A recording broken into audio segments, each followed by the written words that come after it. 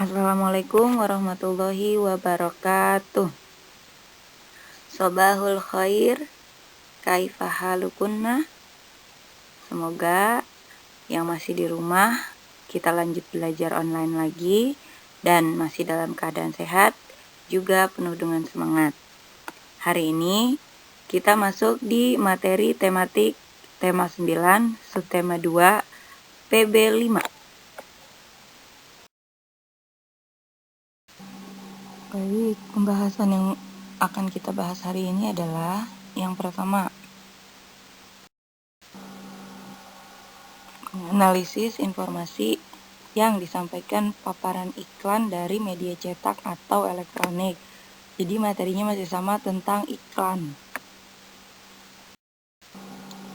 Nah, materi yang kedua adalah kita akan mengelompokkan materi dalam kehidupan sehari-hari berdasarkan komponen penyusunnya, apakah itu zat tunggal ataukah zat campuran.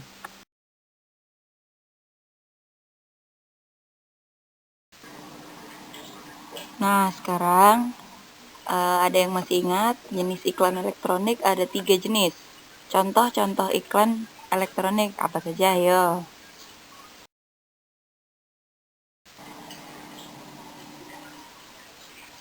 Betul. Yang pertama iklan televisi, yang kedua iklan radio, dan yang ketiga iklan dari internet.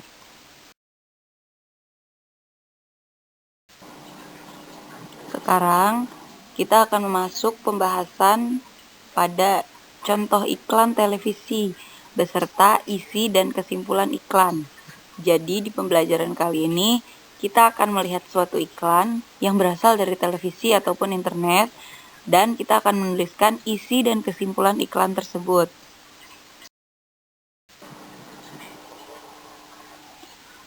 Untuk iklan yang pertama, perhatikan ada gambar tentang mesin cuci dengan merek Resik.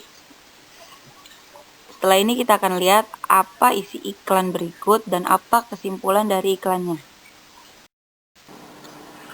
Iklan pada nomor 1 ini berisi tentang informasi mesin cuci yang memiliki fungsi untuk mencuci baju dengan mudah dan mesin cuci ini terbuat dari bahan yang bagus.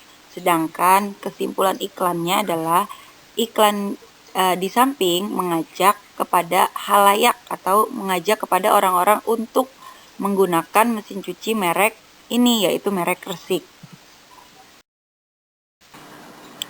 Iklan di nomor 2 ini berisi tentang iklan vitamin. Nah, isi dan kesimpulannya apa?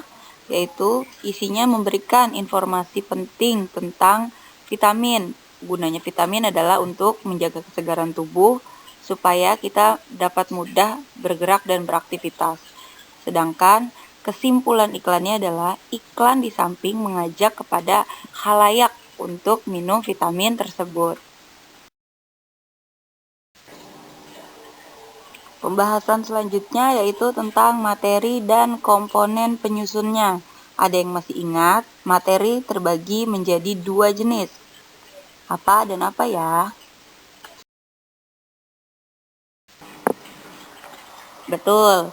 Materi terbagi menjadi 2, yaitu zat tunggal dan zat campuran. Zat tunggal dibagi menjadi 2 lagi, yaitu unsur dan senyawa. Sedangkan zat campuran dibagi 2, yaitu zat campuran homogen dan zat campuran heterogen. Lanjut ke pembahasan tentang sifat zat campuran homogen dan heterogen. Yang pertama, campuran tersusun atas 2 atau lebih unsur atau senyawa. Jadi, materinya atau bahannya terdiri dari 2 atau lebih dari 2, 3, 4, 5. Untuk contohnya yaitu air sirup. Air sirup itu terdiri dari 3 unsur. Yang pertama, air mineral, gula, dan sari buah. Nah, ada 3 kan?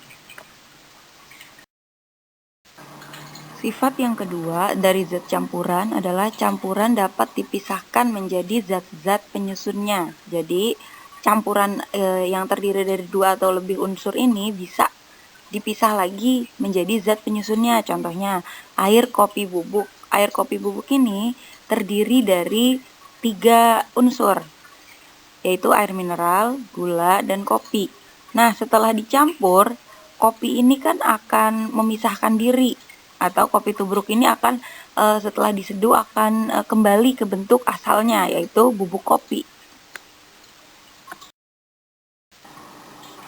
Untuk sifat yang ketiga, perbandingan massa zat-zat penyusunnya tidak tetap, atau perbandingan berat zat-zat penyusunnya tidak tetap. Contohnya pada jus buah. Jus buah ini biasanya terdiri dari 2 atau 3 unsur.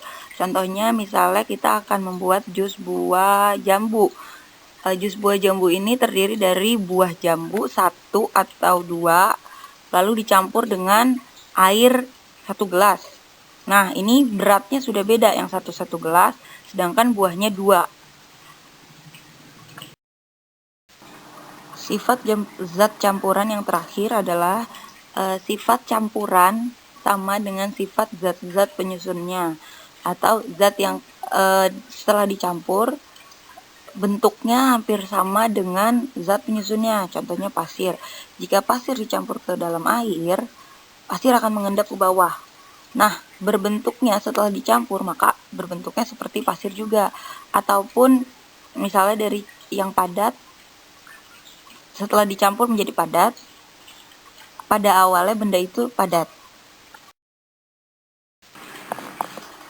Pembahasan selanjutnya, ini ada beberapa contoh benda atau materi yang termasuk dalam zat campuran homogen atau zat campuran yang tidak bisa dipisahkan kembali. Contoh yang pertama ada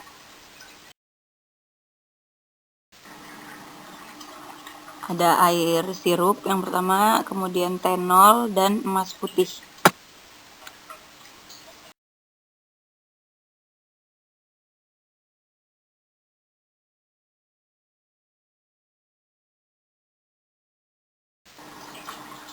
Nah, setelah kita membahas tentang tema 9, subtema 2, PB5, tadi sudah dipaparkan beberapa materi. Sekarang kita menuju ke latihan untuk melihat seberapa paham kalian memahami materi yang telah disampaikan. Selamat mengerjakan.